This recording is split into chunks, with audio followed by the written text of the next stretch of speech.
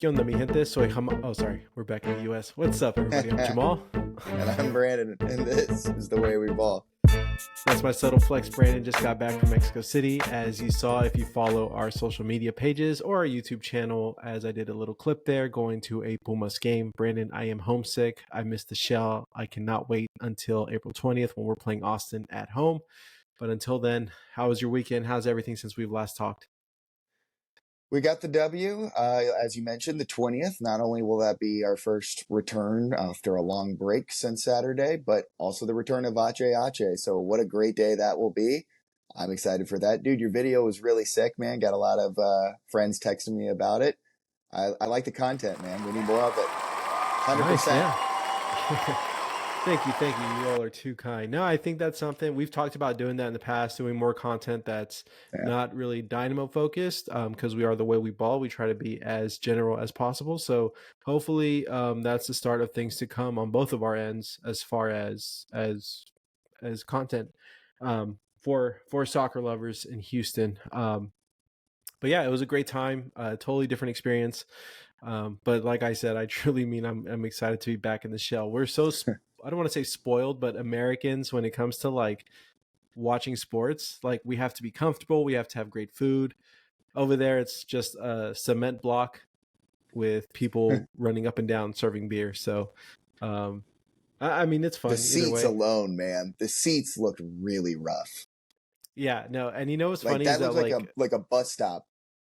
Yeah, it hurt. It like hurt after a while. And it's funny because like you just on Ticketmaster you purchase a section and you sit wherever you want in the section.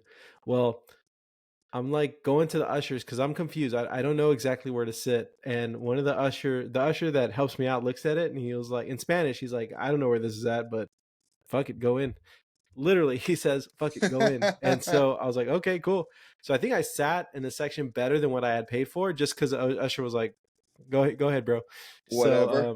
So yeah, shouts out to him, man, bro for life. But yeah, it was a great time. A boring game, but it was fun nonetheless. But Brandon, let's talk about that display against San Jose. Absolutely. So Jamal, I am going to ball it like I see it. What I see is a team that is putting it together. A team that is overcoming so many odds that's been put in front of them. A team that truly represents Houston. And just like that, Jamal, the Houston Rockets are for real. Playoff push? I don't know, J-Dog. But let's be serious. Before I can even get back to my seat with my Vennies, the Quakes put one on the back of the net 1 minute into the ball game. Fast as I've seen someone score since I've lost my virginity. 70 plus boring minutes later, action finally happened. Svetchenko took an elbow to the face and stayed down till the ref blew the whistle. The S in Svetchenko stands for savvy. A red card was issued to San Jose. Jamal, up a man, but down a goal. We continue to fight. Finally, Ben made aggressive subs that had huge payoffs. Jamal, do you know what the B in Ben stands for? Do you, Jamal? Let's hear it. I don't want to ruin this. It stands for balls, Jamal. Balls, because that's what Ben displayed. Then, in the 81st minute, Sebas equalized. It wasn't pretty, but it has to be rewarding. The S in Sebas stands for savior. I don't know, Jim. Hey, Jamal, what's 1 + 1 equal? Yep, a red card. San Jose goes down to 9 men. The Dynamo smell blood. But Jamal, we weren't done. No, sir. We pressed and pressed. Finally, Escobar put in the winner. The F in Franco stands for fuck yeah. 3 points moves us up to the top tier of the conference. Momentum is on our side. Next up, we set fire to the Windy City on April 6th. And that's how I ball it like I see it. Jamal, what were your thoughts of San Jose, man? Beautifully put. Beautifully put. I'm just gonna piggyback off of what you were saying. So there are a few things there. Now one thing I'm very critical of Ben because I've mentioned I don't feel like he's very good at reacting.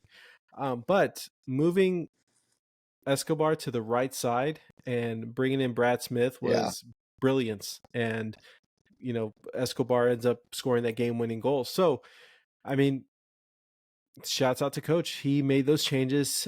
He saw what we were lacking, and he made the adjustments. Gave us a more offensive heavy presence because we were a man up. It's funny because I was listening to him on Glenn Davis's podcast before jumping on here with you, and when Glenn asked him, "Is it always a good thing to be a man up?" Because it changes your whole entire game plan, and the other team, especially being a goal up, knows that they can just sit back.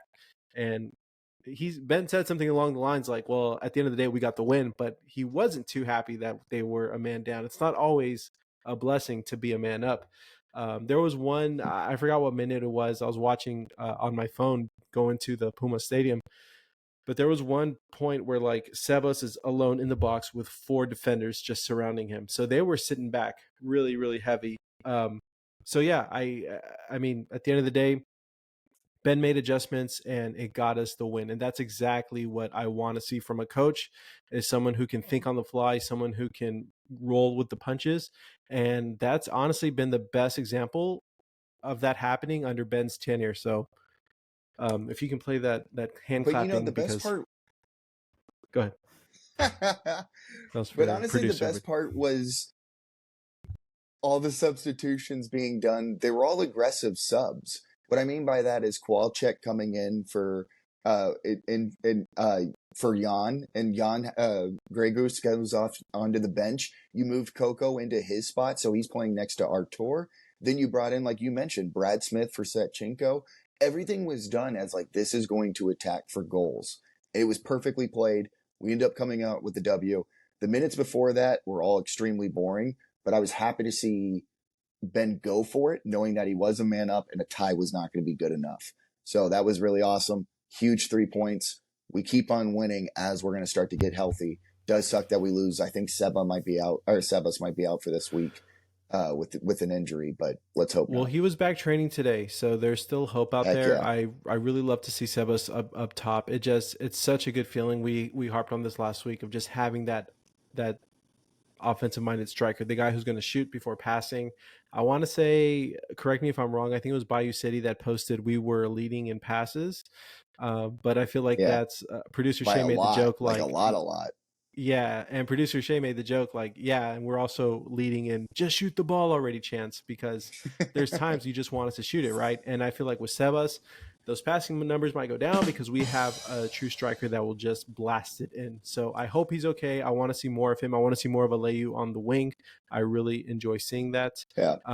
Before I move on, there is one thing I wanted to ask you, because I think we're both. I know you're big on Bartlow starting over Sviatchenko. I was slowly Mm-hmm. going onto that as well. I really like what we saw being paired with Mikhail.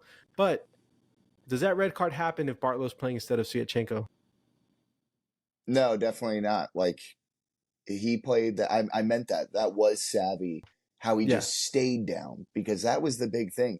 It definitely elbowed him. He hit him, but we were going to play on. No one Yeah. really noticed. Like, I noticed that he fell down, but then once we watched the video, it was like, oh yeah, he did catch a bow. So it was savvy, but I don't know, man. Savvy only pays off like one play like that every like 10 games, where Well, consistency pays off every game.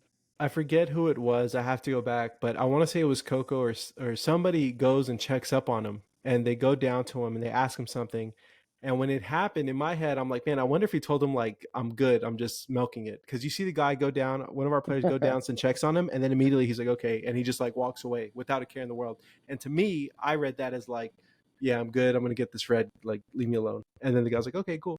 And like I think Sviatchenko knew, because if that's any other player, let's say that's a younger Bartlow, you're young, you're full of testosterone. Maybe he wants to retaliate. He's not thinking of the bigger picture. It was just a heads up play by Sviatchenko, because that elbow, yeah, it was dirty, but it's not going to take someone out the way he sold it.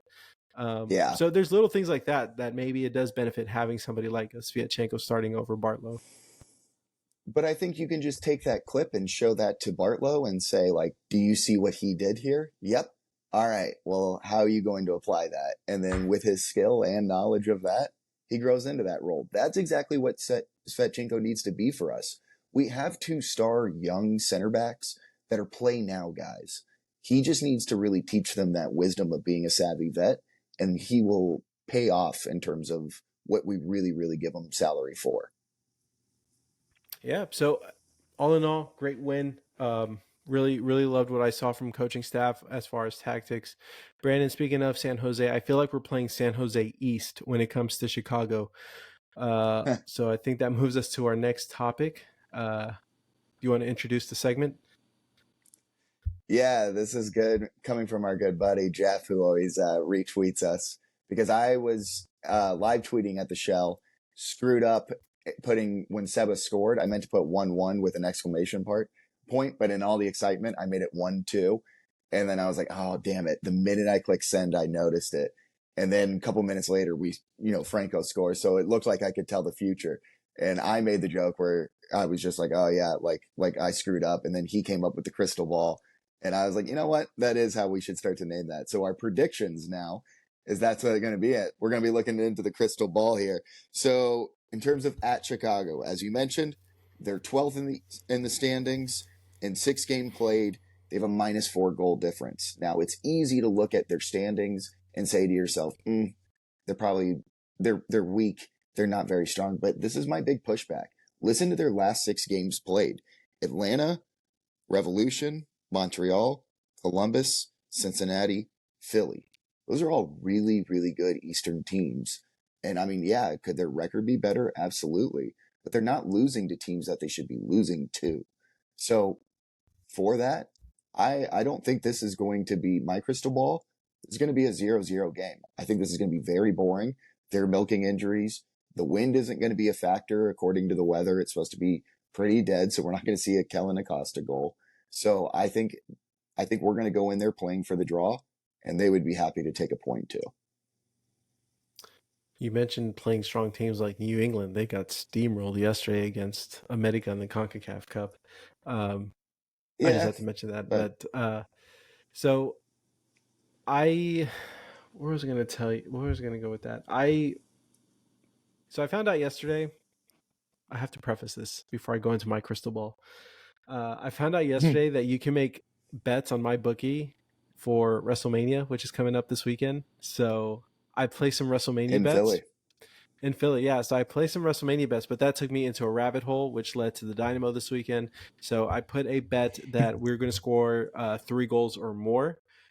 So with that being said, my crystal ball is going to be a 3-1 goal, us over Chicago, with Sebas being the first goal scorer. Now, if that happens, what's that saying? It's like, if I win the lottery, you wouldn't know, but there would be signs.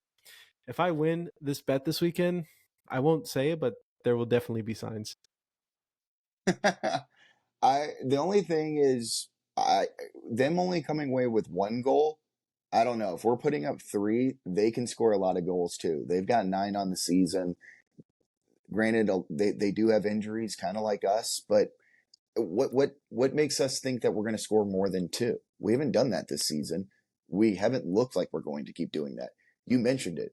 We lead the team in shoots, and we don't shoot. So I just think this is going to be a very boring, kind of like how San Jose was. It took 2 red cards for us to finally come away with that. Like, I think us going to Chicago, best thing we can come away with is 1 point, and I think we're playing for that. Yeah, so I guess I should mention I placed a bet not because I thought we're going to score a ton of goals, um, but I want to. Where is it? I'm looking. Oh, so the brilliant mind of Kevin Malone from The Office. When anyone gives you 10,000 to 1 odds, take it. So the odds are just too good to miss out on. So you throw in $20 and you'll be rewarded handsomely. So I just took it because the numbers are really good. If we have Sebas, I'll feel very comfortable that he can at least put 2, and maybe we'll get lucky and get a third.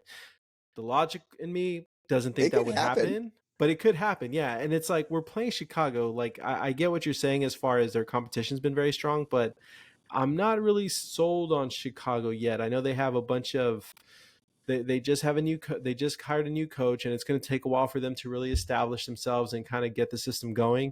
So I really think it's kind of early for these guys. So it could happen. If I had to put serious money on it, I probably wouldn't take that bet, but it was $20. So let's see. but I'm predicting a But that's your 3-1. betting eye. But what's your crystal ball? What are you thinking is really the future? What Because am for I me, thinking? it's 0-0 and it's going to be boring. I think it's going to be. See, so here's the tricky part because Sebas is the make or break for me. If we have a starting Sebas, it's 2-1 us. Without a Sebas, it's a 0-0 draw. So just based on what we've seen today and the fact that he was training, I'm gonna hope that he's playing. So I would say 2-1 us. Crystal ball. I like it. But way to ride the bet. Now I kind of want that to cash, so I'll be obviously cheering for goal rating. Yeah, yeah. And if you're watching WrestleMania, folks, please cheer for Roman Reigns. I know that's going to be a controversial topic, but yeah, I'll leave that for another podcast, I guess. I only know a little bit of it, unfortunately. Like I know him and The Rock are doing something, but Well, so that's why like I don't know I was enough to watching. sound interesting. Yeah, because I mainly stick to like the lucha stuff, but then The Rock came back and that was like my hero, so I was like, oh, okay, there's something here. So yeah, I'm like all in on watching, and he's like playing a heel, a bad guy, so I love it. He's out there talking trash, he's Yeah, cussing but on like TV. it's all designed for him to like turn at WrestleMania, right? Maybe. I mean, Stone Cold turned WrestleMania 17 in Houston, and I will never forget that moment. So you never know when it comes to this stuff, The but double yeah, I had turn, no him and idea. Shawn Michaels. Yeah, I had like to me that's so bizarre to be able to bet on something scripted. Like, how do you limit that? How do you limit from like the writers betting, the performers betting? Like, that's so bizarre that there's an option to bet on something that's scripted.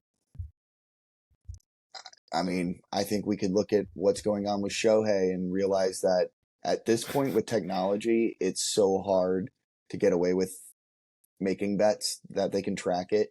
And the other side of this is like the gambling side, like the people that are taking the money, MGM, all that stuff.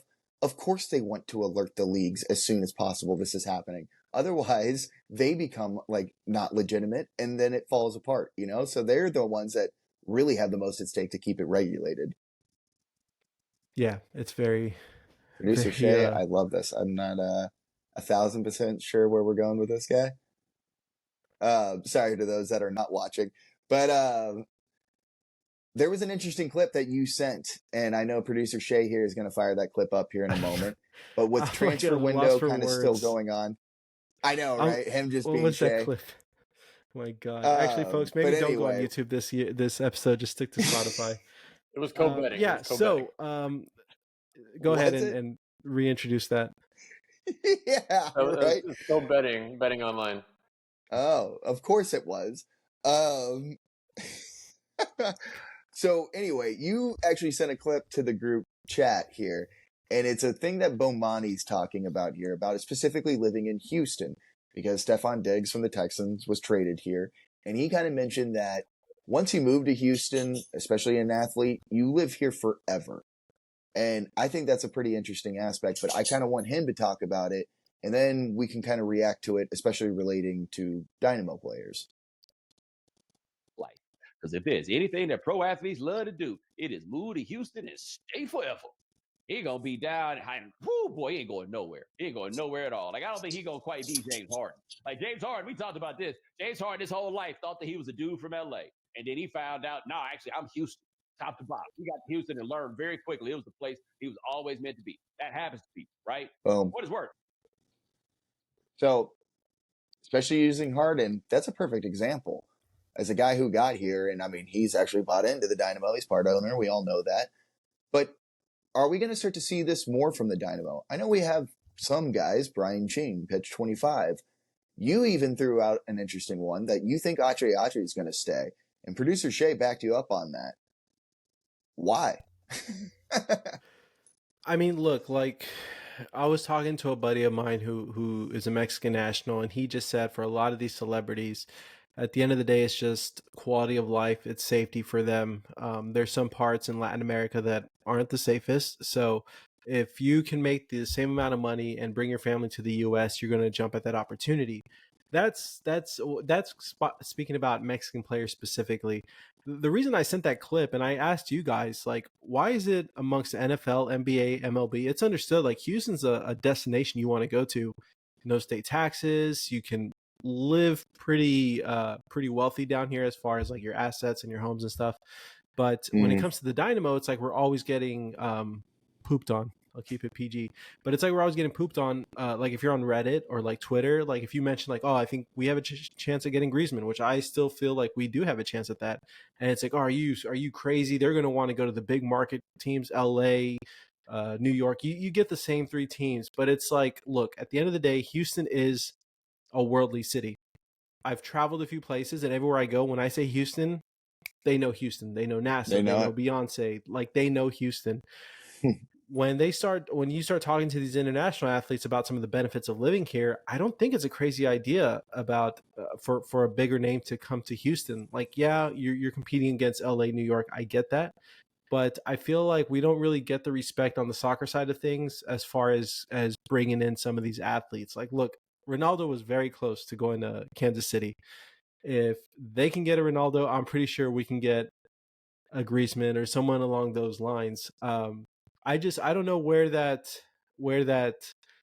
negativity, I guess, comes from in the soccer world specifically, or Dynamo specifically, when it comes to Houston attracting players.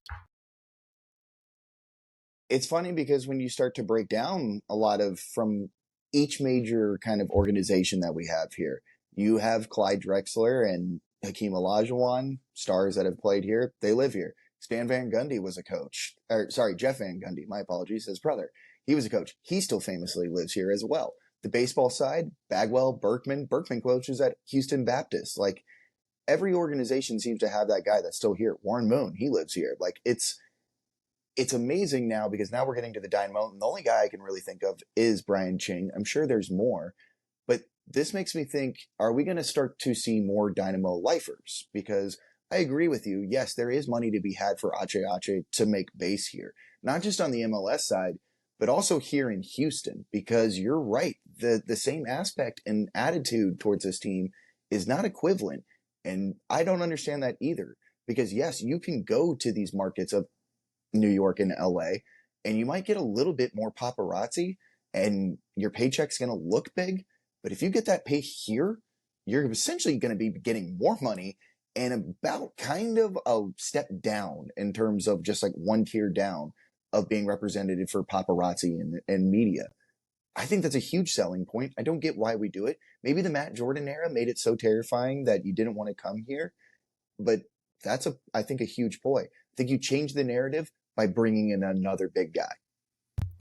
I love when we talk about like the Matt Jordan era or years past, because I was with the Toros at the time. So I have some insider scoops, and I know a lot of times in the past, a lot of times players didn't want to come to us because of the organization, not because of Houston, but because of the organization and the way it was ran. So I think people kind of get that confused, because keep in mind, this was over a decade that we dealt with that ownership group and the whole front office. It was a mess for a very long time, and we had a reputation. So that's one thing to take into consideration. Another thing, like when we went independent from the Dynamo, I remember Coach Cabrera was reaching out to players, and I was surprised at how many guys wanted to come from Mexico to play with us. Like they were throwing themselves at us. We got Vicente Sanchez. Like at the time he was scouting, I forget where, I want to say like Peru or something like that. He was scouting, but he was ready to come back to the US. Like there's still an attraction to come to the US. There's still an attraction to get your work visa,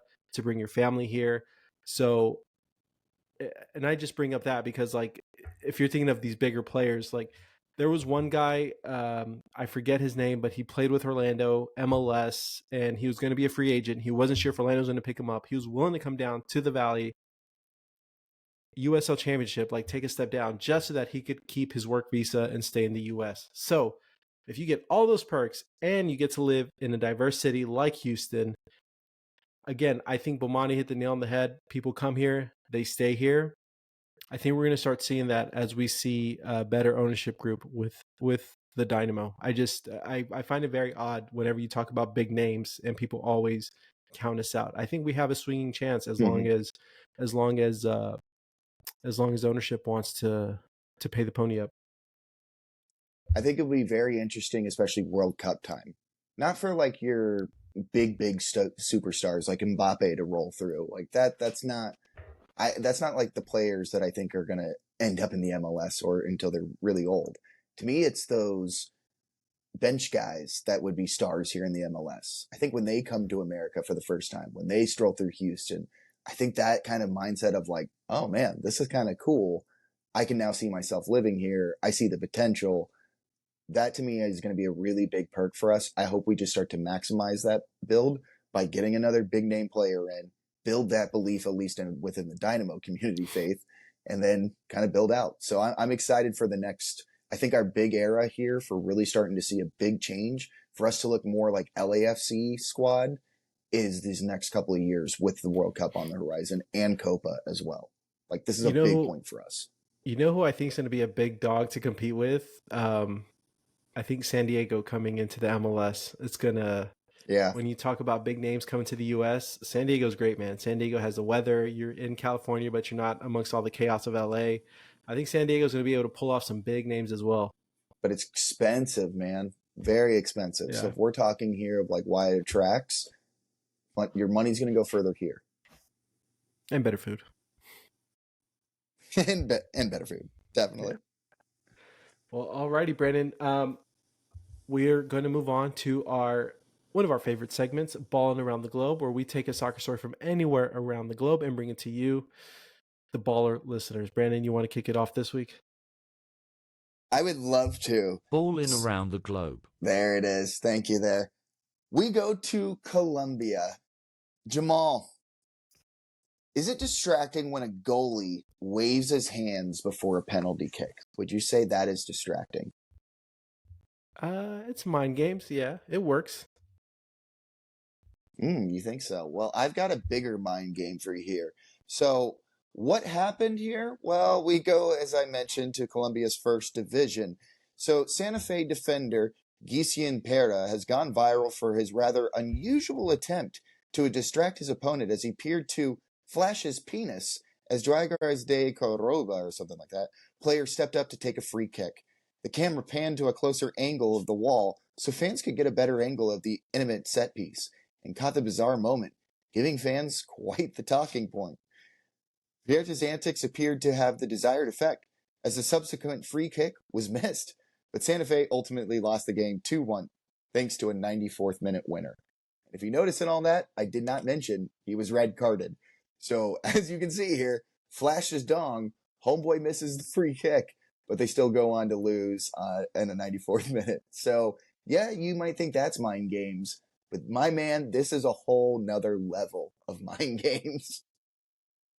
You know what's funny? It's funny, again, folks, like we don't discuss this prior so that we can each be surprised as we hear this. Yesterday on my drive home, I was flashed by a random homeless dude. He was just standing next to the freeway, naked. And it works because that thing was like burnt in my mind. It was probably like for 20 minutes, I was just like, the hell did I just see? So, I mean, kudos to that guy. I thought you were going with the bravery. No kidding. Didn't they change the rules in the World Cup because of this last World Cup? Where you can't show your dick? No. Just the way you... This game isn't what I thought it used to be, man. Thank you. No, wasn't the Argentinian goalkeeper that the goalkeepers can't like dance around anymore? The way we balls.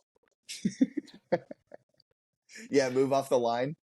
No. Like Guzman from Tigres, he's like notorious for just doing shit and like messing with the kickers area. I have to look it up, man. I could have read that you can't like mess around anymore as far as goalkeepers or like try to intimidate or anything like that. It does. I love it. Like when if you ever watch to PKs, yeah. Have you seen Guzman before from Tigres? No, the only one I think of when you say that name is Brad and Antoine. No. So after this, YouTube, I forget it's like Nuan or something like that. Guzman from Tigres. Just watch his highlights. Half of his highlights are just him like doing stupid crap to throw off the free kick taker. But and that's who you thought of when I said if you wave hands, is it distracting? You're like, yeah, that guy's pretty freaking distracting. Yeah. That's where I thought you were going with that. But talk about a curveball. No. A curved. Yeah, curved balls. Well, Well, alrighty, Brandon. Mine's a little more family friendly. Mine Oh, is bringing us here to the NWSL, but Kansas City, to be more specific, the Kansas City Current, Brandon. This story really intrigues me because I used to work in the sponsorship side of things when it comes to soccer, and I just thought this was really cool. So Yeti is a partner with the Kansas City Current, just like they are with Austin. But unlike Austin, they wanted to get a little creative and not just throw their logo on a shirt. So what they did is, Brandon, whenever a call goes to VAR, what's the process? Where does a referee go when he needs to check on the VAR? to his television. That's my favorite symbol in all of sports. I'm going to a TV. He's going to his TV. Usually the TV's on the side on a little platform, and he just goes into his little tent, looks at it, and makes the call. Well, what Yeti and the Kansas City Current decide to do is put that VAR TV inside of a cooler. So every time there's a VAR call, the referee goes to the middle of the field, walks up to the cooler, lifts it open, and checks his VAR screen. That's dope. So every That's time, a good PR tactic. it's great, man. I love it, and that's like thinking outside the cooler. But no, that's really like creative because now on the call as well, the broadcasters have to say, "Well, the referee's going over to the Yeti cooler," and I was hoping to get some audio of that, but it's the funniest thing because he's going to the VAR, but he's just going to the Yeti cooler to get the VAR. So, yeah, I just thought that was creative. More creativity like this in sports. I loved that idea. That was awesome. That is a good idea. I think it should more clever sponsoring just beyond like all VARs should not be in all like Yeti coolers. I would like for each team to sponsor that in a different way and just have it get really creative. I think that's hilarious. What would be? Pizza box. I have an idea. What would be Yeah. the Dynamos? Well, you would do a shell, like Well, a clamshell, and open it up. I was thinking, I guess because the cooler, I was thinking of like a grill, like a barbecue pit. You just open up a pit and there's your little VAR screen right The there. green egg. Yeah. That would be sick. No self-respecting Mexican cooks in a green egg, Brandon. Come on. Dude, have you ever tried to move one of those things? You need No, like but a team. And like, yeah, I've heard It's they're like stupid impossible. heavy. yeah, you're like, I need to move it 5 inches. Can you and your 7 brothers come over and help me? Like, it's insane. It's like the new King Alexander sword instead. Who can move the green egg? Well, all right, Brandon. Let's move on. Ball in, ball out, where we toss up different subjects and say whether we're ball in, we're for them, or we're ball out against them. You want to introduce segment 1? I would. All right, there, producer Shay. All right, so here's the first one. That's when you hit the ball in, ball out guy. Ball in or ball out. There we go. Is it time for the Sounders to hit the panic button? Are you ball in, ball out, ball in, ball out? Sounders hitting the panic button. I'm gonna have to say ball out on that just because I was already hitting the panic button with the Dynamo. There was just a lot going on in the beginning of the season. There's the CONCACAF, there's the Open Cup. There's just a lot happening. I think it's a little too early, a little too premature to hit the panic button. So, as much as I defended Chicago for who they've played, because of this, ball in if I'm the Sounders. They should definitely be hitting the panic button. Their past games here, I'll go through it. Galaxy, loss. San Jose, loss. Colorado, draw. Austin, draw. LAFC, loss. Like, the only one they should really have taken an L to there is, Galaxy and LAFC. Everybody else, they should have won 3 out of those 5. And the fact that they keep drawing and they've looked not very strong, if I'm the Sounders, I know they're one of the best run organizations in all of MLS and all of sports in reality, but they're kind of old. They've gotten young on parts, but they haven't really panned out right now. Yes, there is still time, but if I'm them, I think the sand timer is very, very low. Yes, smashing that panic button. You know All what you right, did, here. right? You just jinxed us to lose against them. They're gonna have this like ridiculous losing streak, and then they're gonna play us and pull one out of their ass. You know what? Mark it then if that's the case. But I think that I think this is definitely time for them to hit the panic button and start to worry. If they start to play better, then I would say, hey, they listened to me and they took my advice. And if they suck, then it makes it better for us. All right, producer Shay, next one. Ball in or ball out.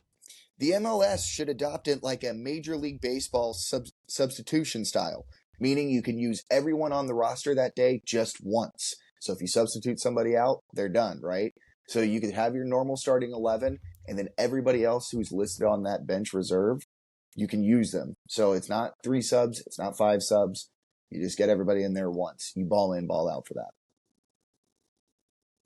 I mean, that's kind of the rule now, right? It's just but you're saying You get would 5.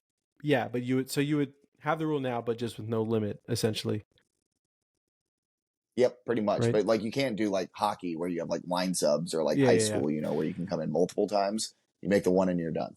I'd have to say I'm ball out on this because I'm barely coming to terms with the fact that we have 5 now. Like after COVID, I was like, okay, when are we going back to the 3? And I felt like that just never happened. Like this is the new norm. And so I'm still not sure if I love having 5, to be honest with you. So again, just kind of sticking to tradition. I'd have to say I'm ball out. You're coming with the extremes, man. First the tickets, now you're going to try to change the game on us. Well, here's why. Ball in very much on making this decision. These traditionalists, as you like to call yourself and others, the big difference why you could allow 3 is they didn't play in 98 cup games and 1,000 international friendlies. You're utilizing your best players and wearing them down hardcore. Now, if you can open up your entire bench, then that means more clubs have to spend money to make you a deeper club. So I'm definitely down way ball in for this. You lower the injuries, you make your teams stronger, and overall your league better because who's willing to spend? Because now you take these super subs to the next level. Yes, absolutely. If we didn't play as much cup games, yeah, I'd say go back to 3. But things have to change if we're going to keep seeing the Messis of the world ride the bench constantly. Or MLS, you could just expand the rosters and give us more than our current roster limitations. Down with that too. All right, producer Shay, next one. Ball in or ball out. Ronaldo would have represented the MLS better than Messi. So if Ronaldo would have came first here to the MLS instead of Messi, he would have been a better representation. You ball in, ball out for that. That one is tough because I'm a Ronaldo guy. I prefer Ronaldo over Messi, but I know he's not the better player. Man,